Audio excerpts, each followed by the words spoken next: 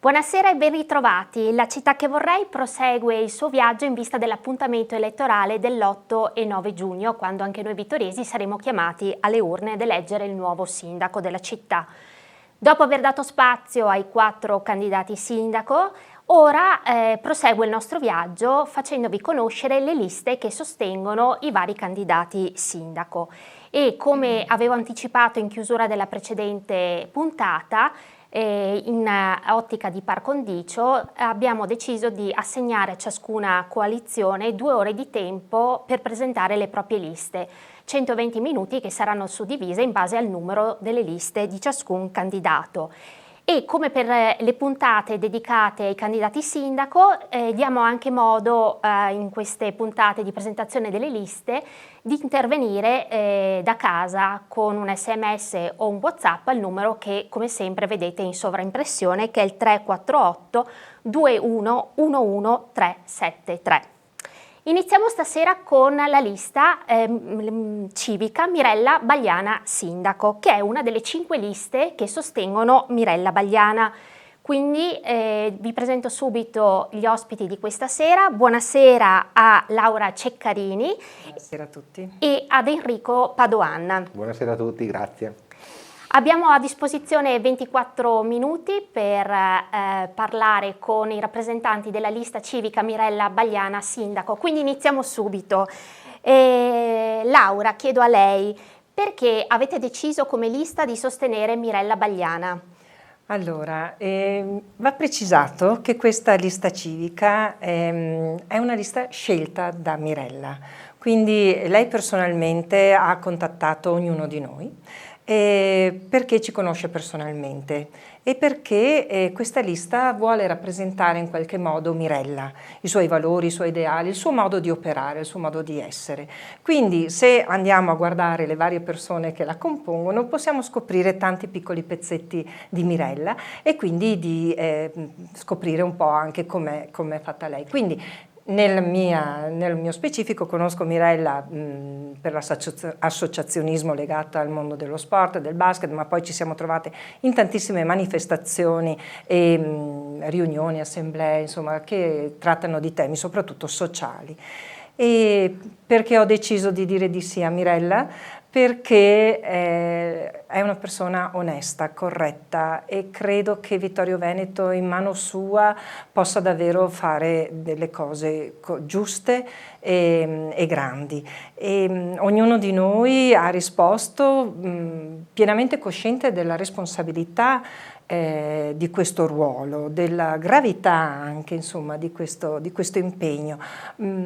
Però in maniera ponderata abbiamo detto di sì e poi c'è stato l'entusiasmo perché il gruppo è veramente molto forte, ben amalgamato e facciamo parte di una coalizione che sta lavorando molto molto bene insieme e questo ci fa avere voglia, insomma ci fa credere veramente in questo progetto. Enrico, lei è il capolista della civica Mirella Bagliana Sindaco. Abbiamo sentito adesso da Laura vari pezzettini che la compongono e tutti uniti da una conoscenza con la candidata sindaco. Ci può dire un po' chi compone, quindi entriamo nel merito, chi sono questi 16 candidati? Allora, buonasera intanto. Sì, come diceva Laura, la lista è frutto di una sorta di selezione che Mirella ha fatto appunto sulla base dei suoi 30 anni di associazionismo sociale, di attivismo politico nelle istituzioni locali. Però al tempo stesso molti di noi già si conoscevano in precedenza perché comunque condividevamo in generale le sensibilità comuni, i valori, ma anche gli spazi di associazionismo. E la lista è una lista molto bella, mi riservo di utilizzare questo aggettivo perché si tratta innanzitutto di una lista composta da persone, diciamo così, di categorie eterogenee, nel senso che abbiamo rappresentate tutte le età, abbiamo persone dai 70 anni in su, ma abbiamo anche il candidato più giovane della coalizione, Enrico Borin, abbiamo diversi giovani attivi già in attivismo sociale, volontari di organizzazioni di soccorso oppure di solidarietà. Io personalmente faccio parte delle associazioni per la memoria, abbiamo persone attive nelle parrocchie, abbiamo l'associazionismo sportivo, insomma, che anche questo ovviamente contraddistingue molto anche biograficamente Mirella, e abbiamo quindi, diciamo così, persone che poi un terzo circa ha meno di 35 anni, e alcuni anche ad esempio come Paolo Bassetto già con esperienze in consiglio comunale, e Marta De Nardi molto giovane, già attiva l'anno scorso nei consigli di quartiere. Quindi uno spaccato della società uno spaccato civile della società, ma al tempo stesso vittoriese. diciamo, abbiamo diciamo così, delle competenze in termini di relazioni con le persone e di conoscenza dei problemi della città in generale e dell'associazionismo in particolare, ma al tempo stesso abbiamo anche sviluppato competenze dal punto di vista istituzionale. Ripeto, nel caso di Paolo, io ho accompagnato Mirella molto da vicino in questi anni da consigliera, per cui crediamo insomma di avere qualcosa da dire e qualcosa da offrire soprattutto, sempre comunque sulla base poi di un mutuo coinvolgimento principale da parte del cittadino, che per noi è insomma il motore, ecco, della nostra visione politica, del nostro modo di fare politica. Abbiamo detto che la vostra è una delle 5 liste che sostengono Mirella Bagliana alla candidatura di sindaco e come tutte le liste avete anche voi contribuito a quello che è il programma elettorale. Vi chiedo quindi se ci anticipate alcune delle priorità, dei temi a voi cari come lista civica Mirella Bagliana sindaco. Partiamo da Laura. Ci tengo a precisare che il programma è veramente frutto di ascolto delle varie liste civiche, ma anche degli incontri che si sono già tenuti. È un programma in divenire, un programma veramente basato su una politica partecipativa che è alla base dell'idea di questa coalizione e di Mirella soprattutto. Quindi ecco, una delle priorità, proprio per citarne una perché ce ne sono moltissime, è quella di rendere di nuovo Vittoria una città attrattiva. Sappiamo tutti che insomma è in calo il numero degli abitanti e che viene lamentato da parte delle famiglie giovani, insomma, o dei giovani in generale, mancanza di una qualità di vita che sia attraente per appunto questi giovani. Noi invece siamo convinti che le risorse ci siano, si tratta solo di farle tornare fuori, aver coraggio, credere in questa città. Per esempio, un esempio concreto potrebbe essere quello di portare anche nella nostra città gli ITS, che sono i centri di formazione post diploma, insomma, che potrebbero veramente creare un bel giro di giovani e movimenti insieme alle industrie del territorio, insomma, sì. Gli asili nido, ce n'è uno in zona industriale, ma non sono sufficienti. Per quanto le nascite calano, in realtà mancano i posti negli asili nido. Per esempio, uno dei prossimi incontri che stiamo organizzando come lista è proprio sul tema delle donne, delle famiglie giovani, delle prospettive di lavoro e di vita, insomma, così. Bene, altri temi a voi cari? Ma ovviamente noi ci contraddistinguiamo per il tema della partecipazione, e la partecipazione può essere facilmente declinata anche in maniera molto concreta, perché uno sente partecipazione che vuol dire, però partecipare vuol dire ad esempio riportare il Consiglio Comunale come istituzione, come luogo preposto per discutere dei problemi nella sanità, che è un qualcosa che è stato fatto molto poco. Però noi abbiamo un ospedale in sofferenza e questo credo che non sia nemmeno necessario illustrarlo troppo, perché le condizioni sono in termini di declino del servizio, di mancanza di lavoratori e di lavoratrici è sotto gli occhi di tutti, e quindi voglio dire, riportare il ruolo della politica locale come mezzo di pressione nei confronti delle istituzioni preposte alle decisioni è fondamentale. Si genera così il consenso necessario poi per cambiare le cose. Partecipazione è anche rivivere le piazze. E una città sicura è una città vissuta, è una città che non ha spazi grigi, che non ha zone nere, che non ha zone escluse e quindi dove si possono creare situazioni di disagio e quindi partecipare, ricreare la centralità anche attraverso iniziative mirate. Penso alla creazione di festival, ad esempio, di feste, di iniziative culturali che includano anche i borghi cosiddetti periferici, per rivalorizzare questi borghi che sono caratteristica di Vittorio Veneto. E poi appunto un po' ritornando in parte anche sul tema dell'attrattività, come già discuteva Laura, sicuramente è fondamentale da parte un po' di tutti ricostruire una città in sinergia con gli uffici pubblici per mantenerne il decoro, perché i manti stradali, insomma, abbiamo visto che è un problema piuttosto sentito. Ovviamente è un biglietto da visita, ma più che un biglietto da visita è il modo in cui noi ci muoviamo all'interno della città. C'è il tema delle piste ciclabili, ci sono il tema dei parchi urbani, del verde pubblico da pianificare attraverso i piani verdi. Ci sono molte in realtà priorità, come potrete avere un po' avuto qualche idea, e noi crediamo di avere un programma, diciamo così, completo, costruito in maniera partecipata, ma anche attraverso, insomma, sia l'ascolto dei cittadini, sia attraverso le competenze che abbiamo sviluppato, e crediamo che sia un programma che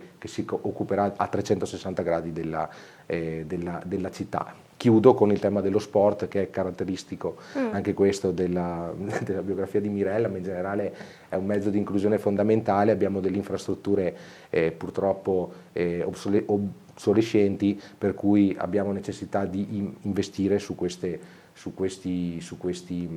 strutture, così come ovviamente la piscina, ad esempio, che avevamo trattato con la ci sarà un incontro venerdì fra i candidati sindaco, insomma, a proposito del tema della piscina. Penso poi anche ovviamente a Villa Papadopoli, e a proposito di rivalorizzazione di quello che evidentemente non è un borgo ma è una città, voglio dire, nella città, e anche qui c'è da diciamo così, recuperare sulle occasioni che abbiamo perso negli ultimi anni per rivalorizzare e per recuperare di fatto un'area meravigliosa, anche attraverso proposte concrete, creazione di sale convegno, una biblioteca che sia accessibile ai disabili, cosa alle persone con disabilità, che è, voglio dire, una biblioteca cittadina che non offre questo spazio o questa possibilità di accesso, è un po' una ferita anche nei confronti del nostro grado di civiltà, se vogliamo. Per cui le priorità sono tante, gli interventi sono tanti, abbiamo cercato di pensare un po' a tutto, insomma. Sì. So che come lista voi siete state tra le prime a mobilitarvi anche con degli incontri pubblici sul territorio, avete fatto degli incontri nei vari quartieri, se non sbaglio partendo da San Giacomo di Veglia, il quartiere più a sud. Posso chiedervi un po' che cosa è emerso da questi incontri, degli input che vi sono arrivati dai cittadini, partendo ad esempio da San Giacomo di Veglia? Dove si è posta l'attenzione in quell'incontro pubblico? Allora, innanzitutto da tutti gli incontri cittadini io credo che quello che si sia palesato in maniera più clamorosa è la volontà e la voglia dei cittadini di parlare e di esprimere le proprie idee, cioè di avere delle tribune che offrano loro le possibilità di lamentarsi in maniera ovviamente corretta e di far valere le proprie esigenze e anche di portare avanti delle proposte. La gente ha voglia i cittadini e le cittadine hanno voglia di intervenire attivamente, tornando al tema della partecipazione. Su San Giacomo evidentemente si è posto il problema annoso del congestionamento delle auto nel centro di San Giacomo di Veglia. C'è stato recentemente un intervento da parte della giunta comunale che ha lasciato parecchi, diciamo così, parecchio malessere all'interno della comunità. Parliamo di Piazza Fiume, con l'intervento davanti alla canonica, giusto? Esatto, peraltro insomma anche eseguito in maniera errata, ma non voglio ora entrare nello specifico, però il problema esiste e ci sono ovviamente delle migliorie da fare, e in tal senso vi sono le possibilità, anche utilizzando la leva del divieto a determinati mezzi, o comunque in generale di gestione del traffico, che è una leva che il Comune ha a disposizione. Poi c'è la questione del Parco Dan, evidentemente sappiamo che il progetto nell'Avio Campo è un progetto faraonico e costoso e che priverebbe la zona industriale di un polmone verde che invece andrebbe rilanciato, rivalorizzato, ad uso anche dei lavoratori e delle lavoratrici della zona industriale, ma di tutta la cittadinanza, uno spazio per organizzare eventi molto, molto belli, molto, molto importanti, ovviamente lavorando in sinergia con le associazioni del territorio, sempre insomma stella polare del nostro gruppo, della nostra lista civica, e questo insomma è emerso fondamentalmente a San Giacomo di Veglia. Prima di proseguire con gli altri quartieri ci è arrivato un messaggio da casa, da Claudio. Dice: parlate tutti delle stesse cose, perché non promettete qualcosa di vero in 100 giorni? Non so chi dei due vuole rispondere. Allora, questa dei 100 giorni secondo me è un modo di dire. Chi fa politica, chi si rende conto della serietà dei problemi, non può pensare che in 100 giorni si risolvano le cose, anzi la serietà di Mirella, che lei dice pubblicamente negli incontri appunto che facciamo, è che non si possono fare promesse che in 5 anni rifaremo completamente nuova la città, risolveremo tutti i problemi, perché si sa che non è possibile, ci saranno delle priorità, si prenderà seriamente per mano delle piccole cose che si possono fare veramente in tempi brevi e dei grandi progetti che non si concluderanno neanche in 5 anni, che quindi saranno lasciati in mano alle amministrazioni future. Quindi bisogna rendersi conto che è inutile fare proclami, bisogna essere molto concreti e anche molto onesti. E da questo punto di vista io credo che Mirella in ogni incontro non si sia mai spesa con promesse che poi nessuno possa essere in grado di mantenere. Sì. Ecco, e proseguendo questo viaggio nei quartieri, spostandoci a Ceneda, c'è qualche input che vi è arrivato da questo incontro e sul quale in caso di vittoria si potrà agire anche con concretezza a stretto giro? Sì, allora Ceneda, io sono di Ceneda, è sicuramente un quartiere molto bello, soffre di un isolamento, vuoi per problemi di traffico, di viabilità, vuoi perché la piazza, così come è strutturata, non si presta a diventare un polo attrattivo, insomma culturale, anche se è il polo culturale Ceneda, perché se noi pensiamo a cosa si sviluppa solamente intorno alla piazza, abbiamo musei, abbiamo sedi della biblioteca, abbiamo anche la sede dell'Università degli Adulti, che è molto attiva, molto vivace e che è veramente un vanto per la nostra città, delle persone validissime e dei docenti che si prestano a fare. Abbiamo musei comunali, abbiamo musei privati come quelli della diocesi, che forse pochi sanno, ma nel nostro seminario ci sono dei musei di una valenza artistica o scientifica veramente notevole. E quindi cosa ci hanno chiesto i cittadini di Ceneda? Semplicemente di poter vivere loro meglio il quartiere, ma anche di renderlo accessibile, vitale, di riportare quindi Ceneda al centro di Vittorio Veneto, insomma. E poi so che siete stati anche a Costa Meschio, giusto Enrico? E poi a Serravalle e nel quartiere della Valla Pisina, a Forcal. Esatto. Lì cosa è emerso? Diciamo che poi abbiamo fatto anche una bellissima iniziativa sul lago Morto, molto, molto partecipata, e in generale quello che emerge da questi incontri, ripeto, è in parte, valga la ripetizione, la necessità di ricevere ascolto da parte delle istituzioni e ricreare un rapporto, perché quartieri come la Valla Pisina evidentemente hanno delle condizioni strutturali difficili e quindi devono assolutamente essere sostenuti per essere pienamente integrati.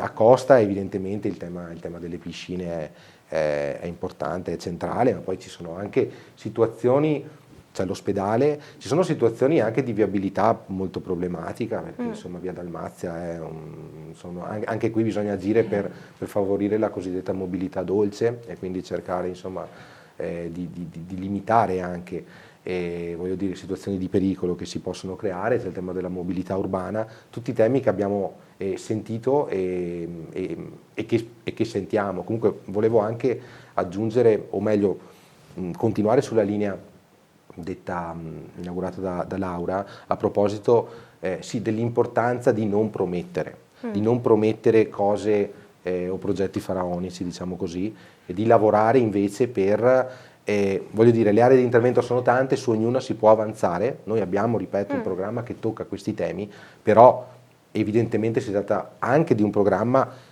di lungo periodo. Nel mentre però si deve iniziare in molteplici direzioni, e nei primi giorni, se mi si permette, quello che bisogna fare è innanzitutto parlare con la squadra della pubblica amministrazione, perché è fondamentale ricreare, insomma, un rapporto di fiducia tra le istituzioni politiche e i lavoratori e le lavoratrici comunali.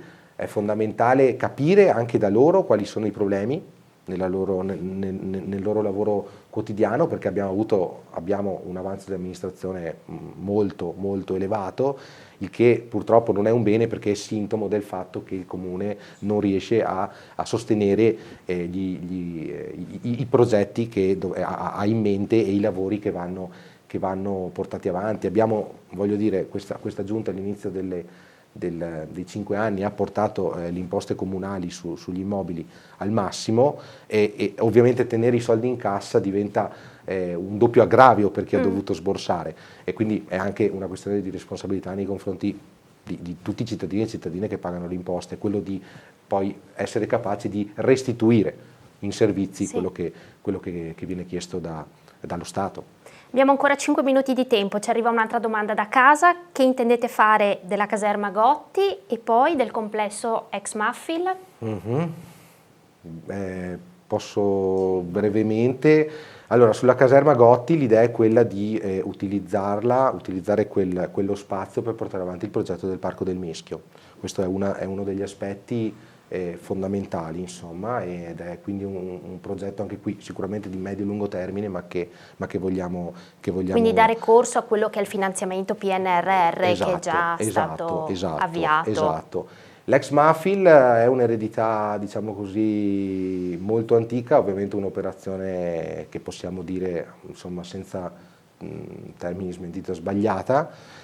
E in realtà quello che va fatto è anche un censimento di tutte queste aree per capire le potenzialità ed eventualmente anche le possibilità di alienazione di queste strutture. Però il problema della Mafil, ripeto, è un problema un po', diciamo così, silente, annoso, responsabilità, ricordiamo, della giunta, se non ricordo male, Scottà all'epoca, un acquisto molto oneroso. E è difficile recuperare, diciamo così, in maniera, o portare progetti concreti allo stato attuale su un'area che è fatiscente a tutti gli effetti.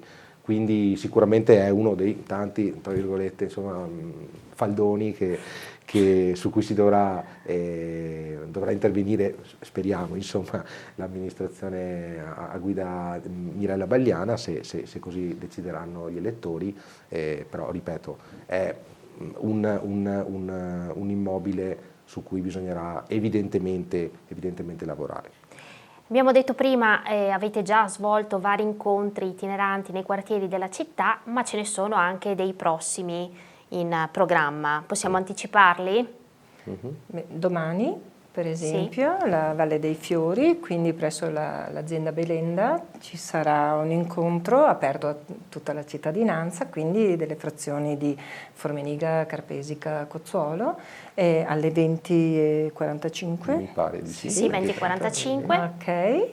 E poi accennavate ad un incontro sul tema delle piscine, se non ho capito male. C'è un invito a tutti i candidati sindaco, un aperitivo alle piscine, e appunto venerdì prossimo. Questo, sì, esatto. Abbiamo un incontro al Circoletto di Longhere la prossima settimana. Quindi proseguono, insomma, no, itineranti. Prosegue assolutamente. Abbiamo un incontro sulla rigenerazione urbana con la presenza di una consigliera regionale. Abbiamo in lavoro, grazie al lavoro di Irene Cutifani in particolare, un evento sulla donna e sulle problematiche sia familiari che di salute. Sì. Quindi abbiamo insomma un po' di cose in cantiere. Sì, se non sbaglio voi avete anche una pagina Facebook e quindi lì, o Instagram, e quindi ci sono tutti gli aggiornamenti. Sì, legata proprio alla lista, Esatto, lista civica. Esatto. Approfitto per ringraziare, perché siamo una squadra ampia e c'è anche chi si dà da fare pur non essendo direttamente candidato. Abbiamo Michela Casagrande che sta lavorando tantissimo in termini di comunicazione, e poi Alessandra Pizzin che in realtà è candidata con Rinascita, che sta facendo un lavoro enorme di, diciamo così, di connessione a livello di organizzazione di tutti gli eventi della coalizione, quindi teniamo a ringraziare anche chi lavora molto dietro le quinte, insomma. Ultimo minuto di tempo, perché l'8 e il 9 giugno votare per la lista Mirella Bagliana sindaco? Perché è l'alternativa, perché è la scelta giusta per la città di Vittorio Veneto, perché noi ci crediamo e sentiamo davvero tanta voglia nei cittadini e nelle cittadine di Vittorio Veneto di avere un nuovo movimento, un nuovo. Grazie a Laura Ceccarini e ad Enrico Padoan, qui stasera in rappresentanza di tutta la lista Mirella Bagliana sindaco. Grazie. Grazie a voi. Grazie, ecco, a casa. Prima di lasciarvi un attimo con una pausa, vi anticipo che martedì 21 maggio alle ore 21 ci sarà il primo confronto fra i 4 candidati sindaco, organizzato dalla Tenda TV e da Oggi Treviso, in diretta alle ore 21. Ora quindi una breve pausa per rientrare in studio con un'altra lista. A tra poco!